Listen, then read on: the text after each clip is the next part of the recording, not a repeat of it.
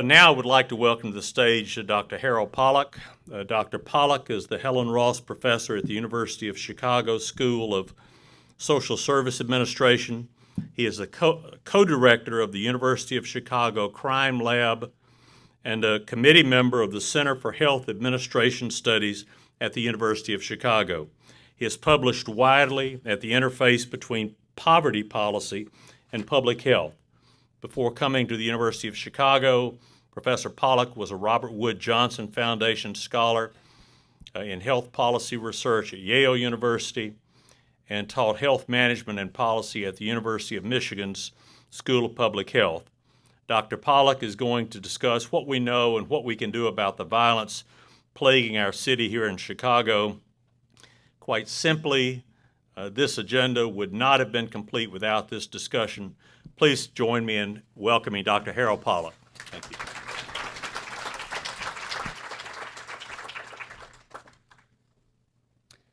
Thanks so much. I always wish my mom would just be here for that introduction, and I'm sure she would add plenty of things that you didn't have time to mention. So I should say that I have several colleagues here who have played critical roles in a lot of the work I'll be discussing today. Nathan Hess in the back and Mark Jones. Walking in from the back, by the way, it's very intimidating to see the size of the crowd. And I think there's others from the crime lab here as well. No doubt here as my minders to make sure I don't embarrass the rest of the shop. I want to talk today about what we know about Chicago, and obviously Chicago faces some serious violence challenges. We did have a major uptick in violence, this past year. And, it is not Dodge City here. We're still well below the levels that we were at 25 years ago. But Chicago's got some challenges. And I'll tell you a little bit about what those are and how gun violence fits into that. And it's certainly an honor to follow Dr. Miller in his work. And I hope I can keep up that standard. I should say that what's really striking is there was a real increase right around January of last year. And I don't think anyone totally knows what's going on to explain that, but there was a definite increase. And particularly when you try to compare us with our two peer large cities, Los Angeles and New York, Chicago is more dangerous. Now, because Chicago is more dangerous than Los Angeles or New York, it's very easy to believe that it's Dodge City here. And one important point is it's not. There's nothing that we are experiencing in Chicago that many, many other cities are not experiencing right now. So if you look at where we are, this is from the trace, we rank about number 8 in the country. And St. Louis, Baltimore, Detroit, many cities are, New Orleans, are facing the same problems that we are. It is, and I think that's important to understand that, that this is an American problem. It's not a Chicago problem by any means. And if you look at where homicides have gone up, our rate of homicide increase is significant, but there are many other cities that have also seen an increase. So we don't want to poo-poo this and say it's not happening, because it is, but we also don't want to act as if Chicago is somehow unique, because we're certainly far from unique. Okay? If you compare us, for example, to Baltimore, Washington, Philadelphia, we are the red line there. Can you see the graph? These are from the Crime Lab's annual sort of report on Chicago's violence that came out recently, and on our website you can actually find the full data. I am a consumer of most of these graphs in this report, and I certainly can't take credit for all the data, but I can tell you that the data is all true. Now, what is going on with homicides? I think that we have to think about homicides from a couple of perspectives. I'm from the University of Chicago, so we have to have equations in today's session. So here's an equation, if I can get it to advance. Gun violence equals guns plus violence. It gets harder after this. There's the gun aspect, and I think Dr. Miller spoke very well to it in the context of suicide, and much the same is true in the context of homicide. that the presence of a gun converts a violent situation to a lethal one. And it turns out if you compare the United States to England, France, Canada, if you want to get mugged to the London Tube, someone would be happy to do that for you. If you want your car stolen in Toronto, they can arrange for that. We have very similar rates of non-gun crime to many other wealthy democracies that have many fewer dead bodies than we have. And that gun issue is just so fundamental to that. So a lot of the work that we do at the crime lab and also the health lab at the University of Chicago, my mom would also tell you I'm the co-director of the health lab, is trying to deal with self-regulation skills among young men and ways that we can reduce violence, and also to work on that gun piece concurrently and understand both are important. Okay? Here's another, this is the more advanced equation. This is I would say, this is the fundamental equation in a lot of the homicides that involve particularly young men. When you look at men who are a little older, it looks a little different. But a ton of the homicides, when we started the crime lab, I just looked at 200 consecutive case reports for homicides involving young men who are murdered in Chicago, and high school age and a little older. And so many of those, you look at this, there would be some kind of an altercation, and you read the little 2-paragraph summary at the medical examiner, and you say, I can't believe somebody's dead from this. A fight that escalates. Just people getting into it on the street.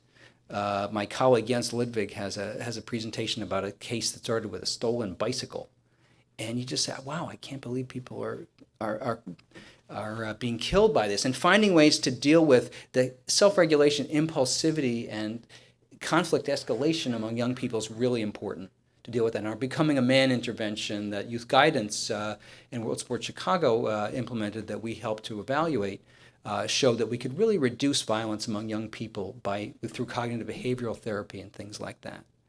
I should say the alcohol issue is one that is very much underrated.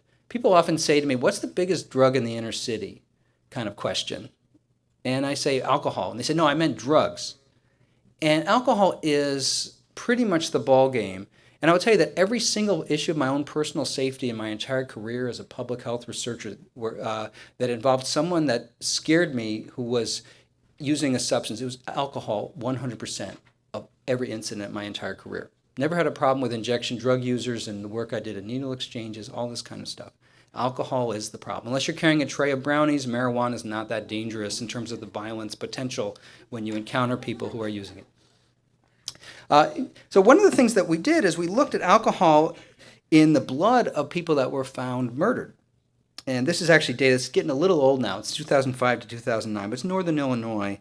And what we found was that a third of the young people who were murdered had high BAC levels and almost nothing else in their systems, really. I mean, they would have all had marijuana in their system if you tested for it, partly because marijuana shows up for a long time. But it is alcohol really is the issue, and especially for women or a crime or murder that did not involve a gun. Alcohol was just present so often, and actually, there's some wonderful work that was done by a Northwestern University group, but I'll still cite them.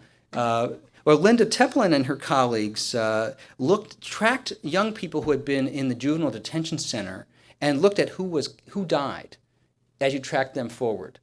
And what they found was that people with alcohol disorders were actually more likely to be murdered than people who were selling drugs, for example. And and alcohol disorders often came with other kinds of comorbidities, but so I just put this in here to point out that alcohol is so fundamental. Okay. Now let me get back to the gun issue. Now that I just like to always talk about alcohol because we tend to ignore it. Okay. So now let's talk about homicides with a firearm. So in Chicago, about almost 90% of our homicides involve a gun, and it's usually a handgun. That is how people are murdered in Chicago typically. And if you look, not surprisingly, by the way, the disparity in those things are huge. And young African American men are really the dominant victims of homicide in Chicago. Some of my colleagues sometimes say to me, oh my, I'm really scared. How am I going to live in Chicago? I keep reading the newspaper, all these bad things. And I say, well, since you're a middle-aged University of Chicago professor living in Hyde Park, you're basically okay. But what you need to do is find ways to help the people who are at higher risk. One of the things that my colleagues found when they put together this lovely report was that about 5 neighborhoods in Chicago accounted for a third of Chicago homicides and most of the increase that we saw coming, from 2016. And there's Austin, Englewood, West Englewood, North Lawndale, back of the yards. If you read the paper in Chicago, these are names that are familiar to you. And Chicago homicides are highly concentrated on the south and west sides of our city, and that's just where those homicides are happening. Okay. Chicago has a lot more guns than our peers. If you ask, our peers being the cities that we are compared to who are safer. If you compare Chicago to New York and Los Angeles, the Chicago Police Department in some years will recover more guns than New York and Los Angeles put together. Not by rate, but by absolute number. And the Chicago Police Department is good, but they're not. We don't think they're that much better than the New York and the Los Angeles Police Department.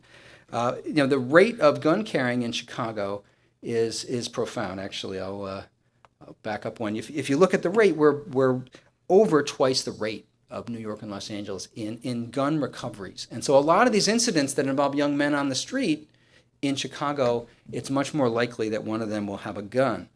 And actually, there's a shift towards higher caliber guns. We're often asked, what kinds of weapons are used, and my colleague Mark Jones knows a lot more about this than I do. I just wanted to make sure if he was checking his email, so I figured I'd mention his name.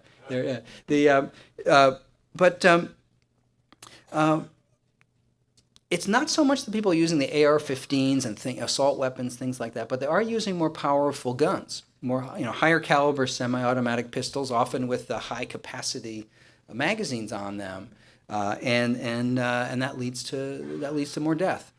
And we also see some other trends in Chicago I want to mention, which is there has been a decline in arrests. People often ask us about that.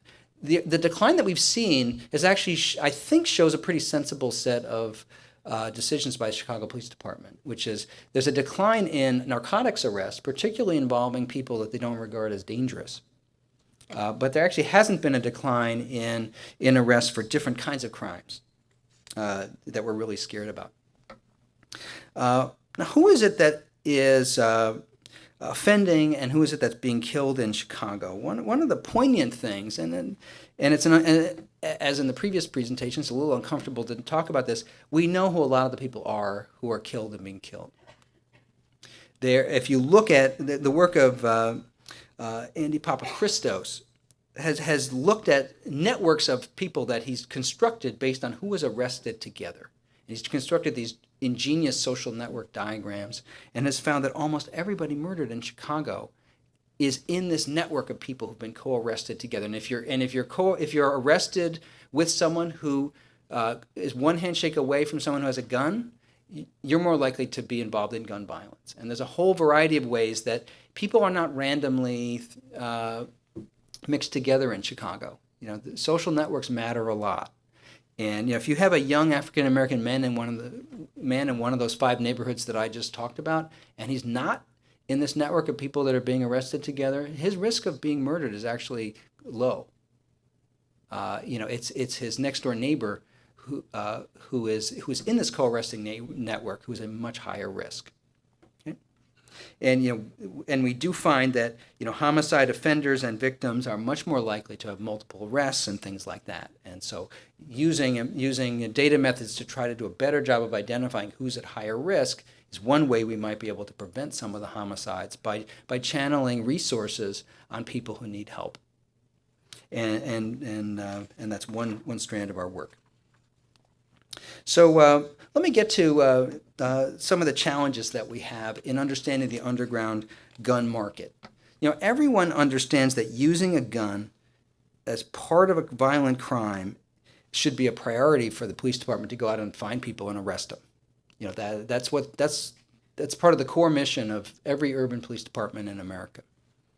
What gets complicated is, what do you do about the guys who are caught carrying a gun but who haven't done anything with that gun that is otherwise a crime, even if the gun possession is often illegal?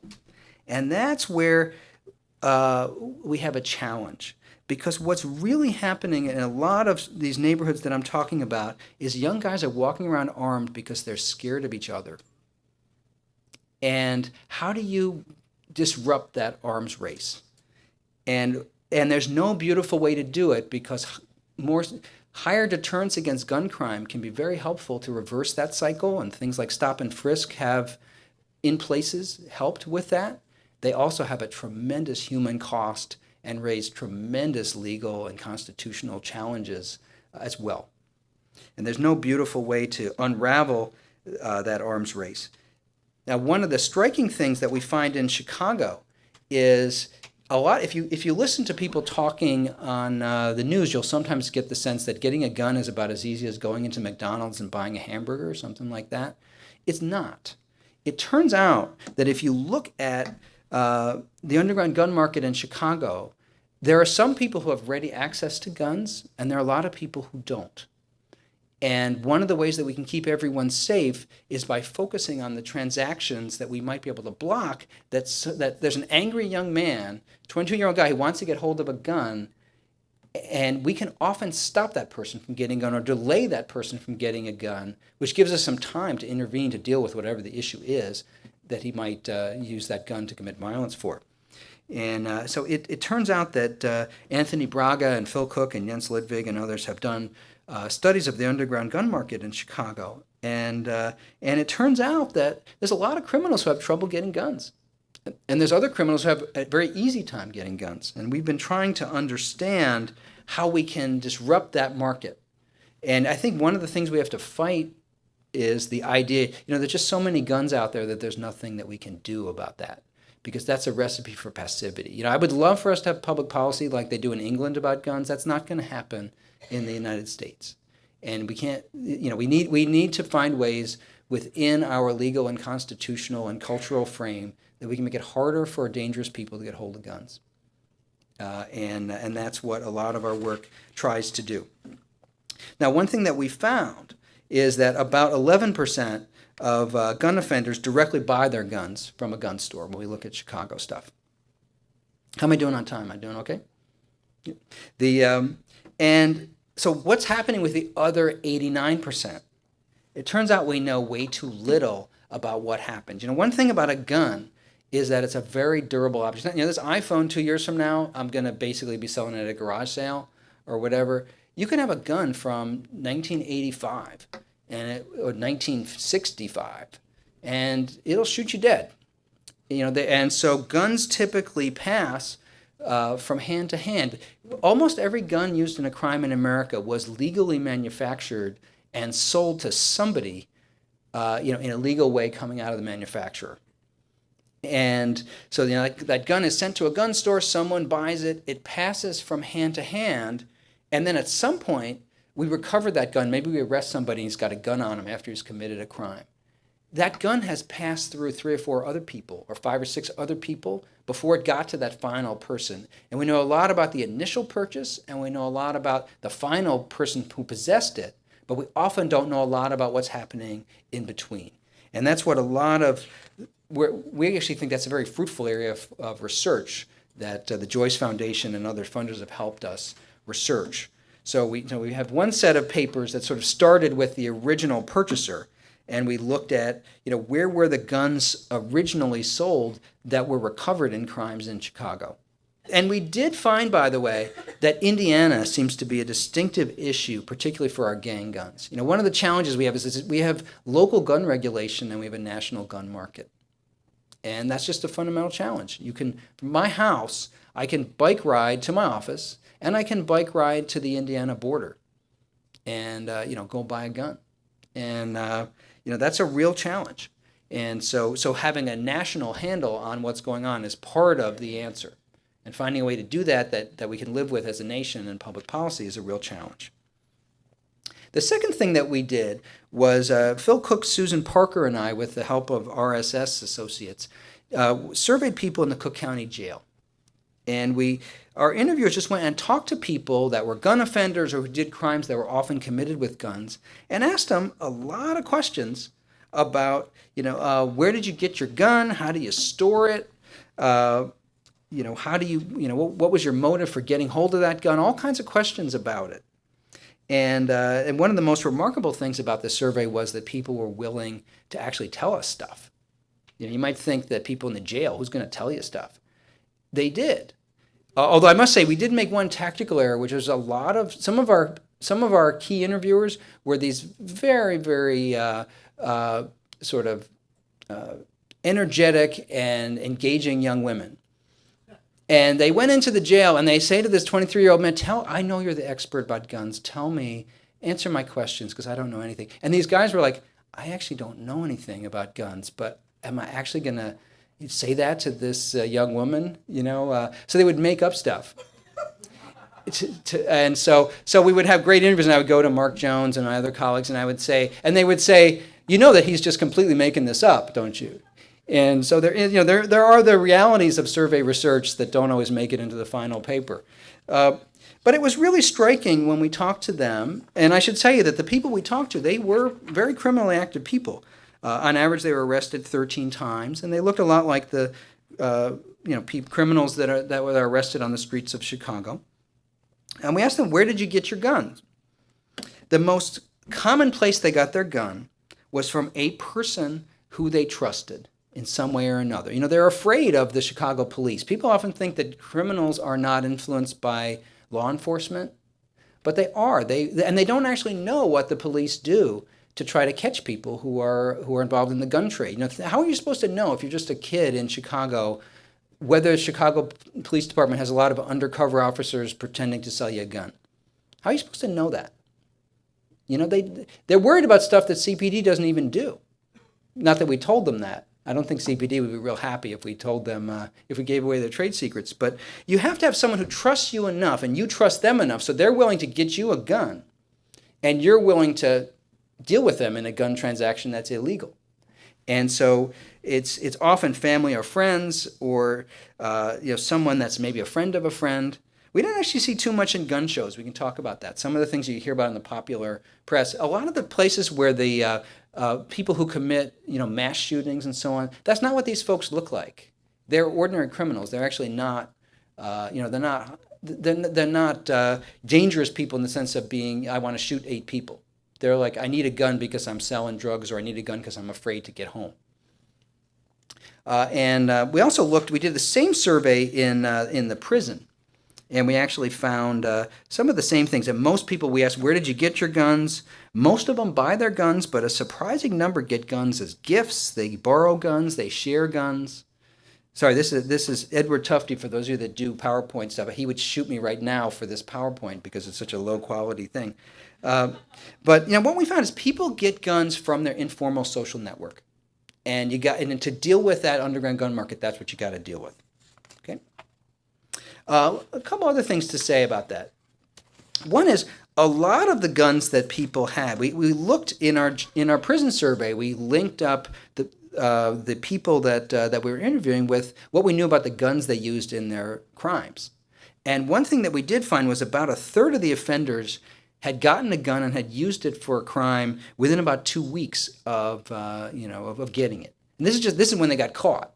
So guns are typically pretty old, but people don't have guns very long before they commit a crime.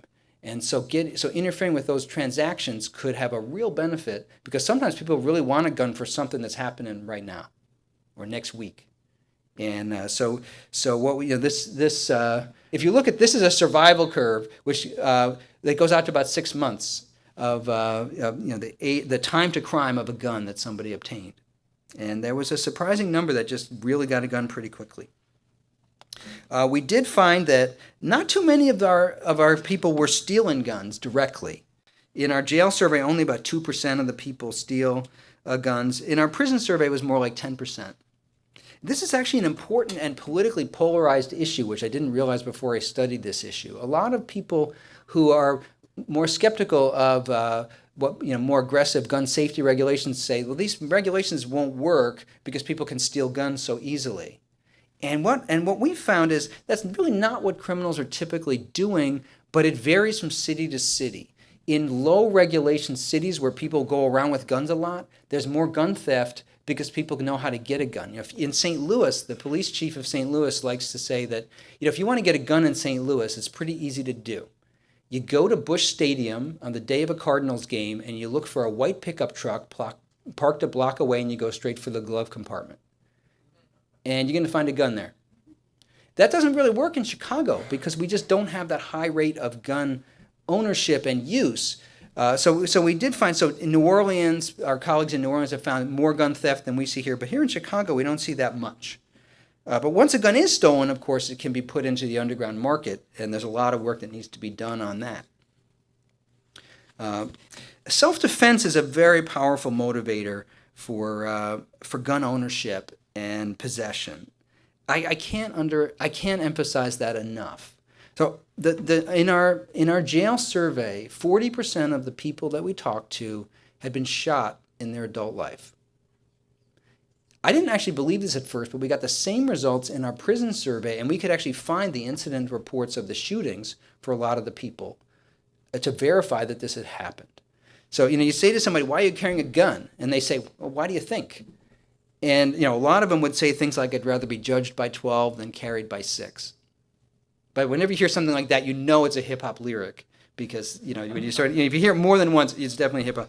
So and a lot of these same people we're interviewing, they would say things to the interviewers like, you got to do something. There's way too many guns out on the street. And the interviewer would say, "Dude, you're a 22-year-old gang offender caught with a gun. Like, aren't you exactly the person that you were talking about?" And he would say, "Yeah, because I'm afraid of the other 22-year-old guy who's carrying a gun." And that's what we're up against. So we didn't see, as I said, we didn't see that much use of gun shows. We didn't see too much use of the internet either. People were getting guns, on the street in various ways. And we didn't see too much direct theft. So what we saw are these transactions that we have to somehow interfere with. I'm just going to show you a couple more slides, and then I'm going to stop. I have 9,000 more slides, but I don't think that they're that important. One is, people think about the gun market like what we have to do is there's Mr. Big who's bringing up a trainload of guns from Mississippi. We got to find that person and intercept him. And if the U.S., if the FBI and ATF and CPD could find that person and arrest that person, everybody would be ecstatic. But it's a lot more, it's not so much like the heroin cocaine problem where you have people bringing up the stuff, major organizations. The big gangs in Chicago actually don't sell guns particularly to outsiders. You don't make a lot of money selling a gun. If I sell you cocaine, I can sell you cocaine every day for the next 5 years. If I sell you a gun, you're going to buy like 3 from me. And plus you might go out and shoot somebody and then that gun might come back to me. And so, Latin Kings, they got better things to do than to sell people guns. They really, that's not their thing. It's a lot more, it's not heroin or cocaine, it's a lot more like oxycodone. Where you have a legal product and there's lots of rivulets that get into the illegal market from legal things. So you have someone who is going, maybe they have a cousin who is going to college in Missouri or Virginia, and they buy a couple guns and they bring them back. Or you have someone she's worried about someone in her family, and he says, "Can you buy me a gun? Can you go over into Indiana and buy me a gun?" And she says, "Yeah." And we actually don't know enough about who the straw purchasers are. There's a sort of stereotype that it's like, it's like the guy goes out and gets his girlfriend to go buy him one, and that's sometimes what straw purchasers look like. Sometimes they're a little more professional, and they do this. It's a sideline. But we have to find ways to deter people who are the million little small fish who are selling a few guns at a time and bringing them into this market, and they know that they're not important enough for law enforcement to spend a lot of time on them. So there's a sense of impunity that comes from being involved at that low level that we don't know how to disrupt. If you imagine that you are the state's attorney and you're like, oh, we just caught this woman because she sold 4 guns.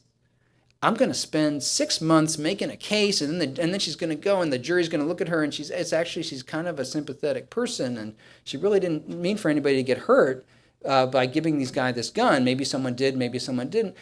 And she's going to get a pretty minimal sentence if I convict her. It's not worth my time as a prosecutor to go do that. I could go and arrest some white-collar criminal. It's going to make me look a lot better, or some gang leader. And so we don't know. So the deterrent message towards this market is more limited than it needs to be. But it's something that we could change over time. It used to be the case 25, 30 years ago. If you thought about, say, underage drinking is a similar analogy. How do we keep young people away from alcohol? You can't go and put everybody who gives a teenager a beer 5 years in prison, but you can still do things that deter that behavior and change social norms around that behavior and make a real difference. So I want to have some room for question and answer. So I think I'm going to stop here, but I'm certainly happy to talk about it a lot more. Thank you, Dr. Pollack.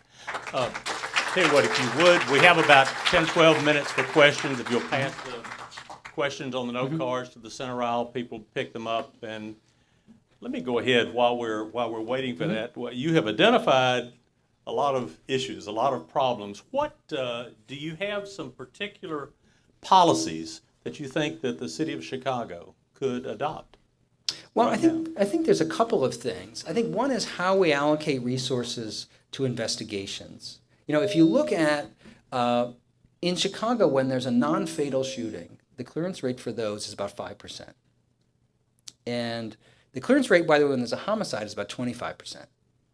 And you might think, why is the clearance rate higher when you lose a witness when somebody's murdered? You might think there'd be a lower, but it's because there's a greater investment of resources and because the witnesses are actually more cooperative when a loved one has been killed or a friend has been killed. And I think we have to think about, are we allocating our resources in investigations well? And that's one thing that the city of Chicago can do. I think that undercover work to deter people from buying and selling guns is valuable. And I think at a national level, I would certainly say that clamping down on the background checks and things like that would be very valuable as well. No one of these is the polio vaccine, but they would all help.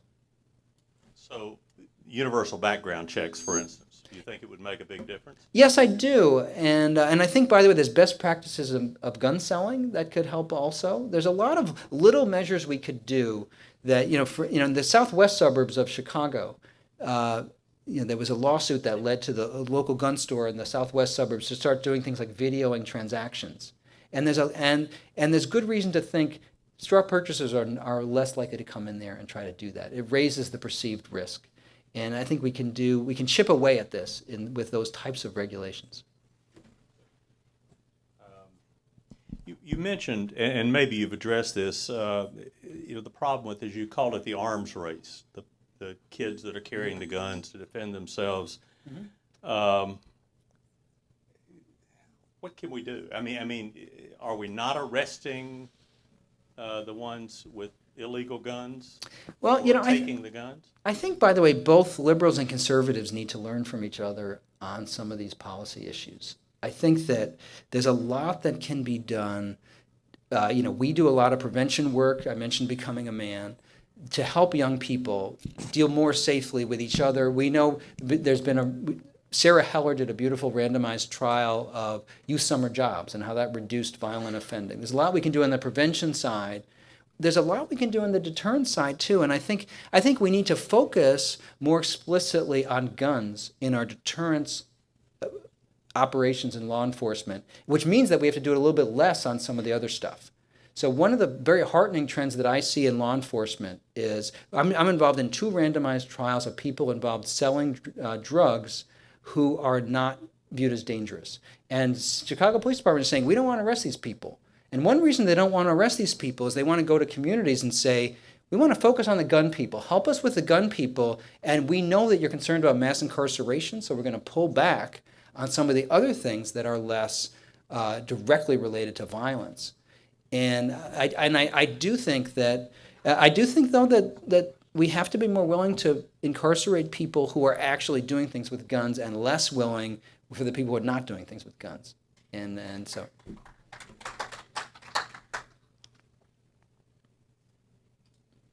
Let me ask this. I've seen something about the ceasefire program in Chicago. Do you have any thoughts on that?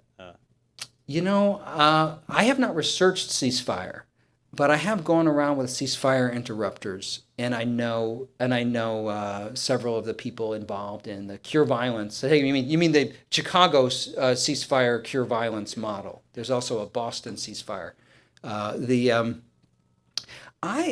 Although I have not researched to verify this directly myself, when I have gone around with interrupters, people in communities are happy that they are there, and they provide a valuable mediating presence that I think, whether it's them or someone else, is very valuable. There has to be a way. Harold owes Anthony $100, and this could escalate to violence. There needs to be somebody who says, you know what, I really don't care why you owe him that $100. What I really want is that nobody gets killed. Anthony's got a young son. You really don't want to escalate this thing. Why don't you come to my office? You guys can work it out. You don't lose any face because you're doing me a favor rather than giving in to him. And let's see if we can mediate this. I think that is, there's a role for that in some way. Now, making that work is a big challenge because and the interrupters are one piece of ceasefire. They also do things like they have mediators in the emergency departments that try to talk to family members to prevent retaliations right after a shooting. I'm happy that they are there, even though I can't speak directly to the X's and O's of the research. I should mention, I'll get a couple more here. What we're probably going to need to do is, and we can post on the website after we're finished, some additional questions that we didn't have time to get to, and post responses there. I'll try to be a little more succinct. Okay. It's all right. No.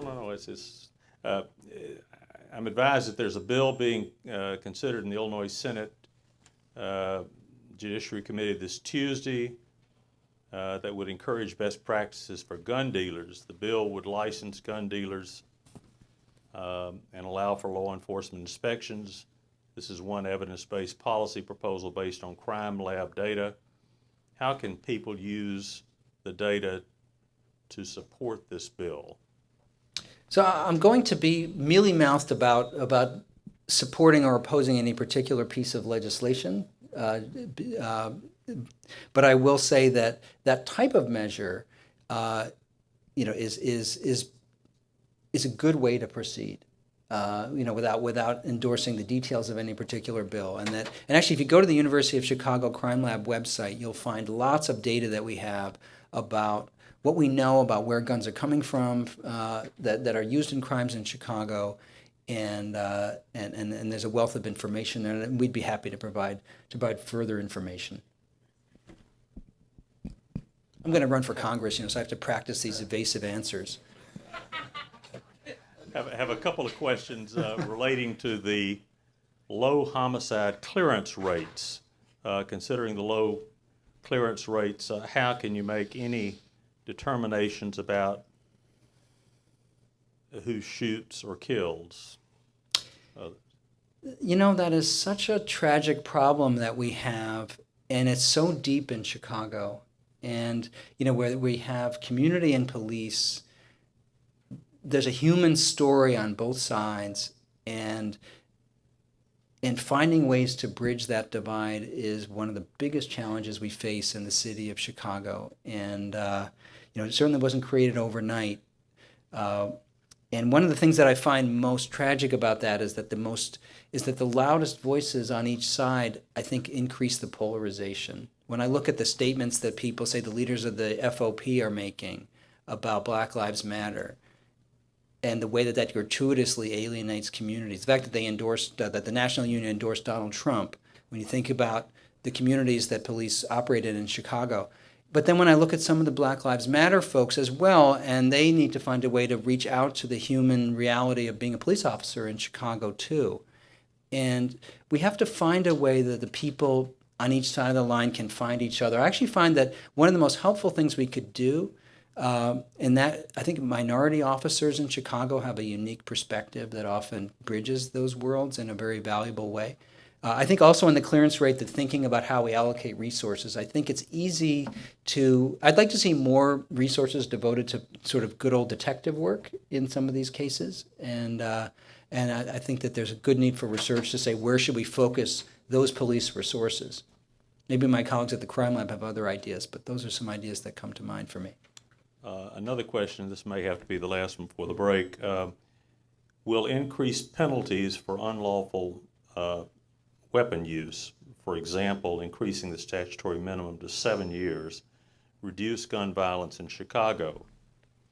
And then just generally, what impact could tougher penalties have?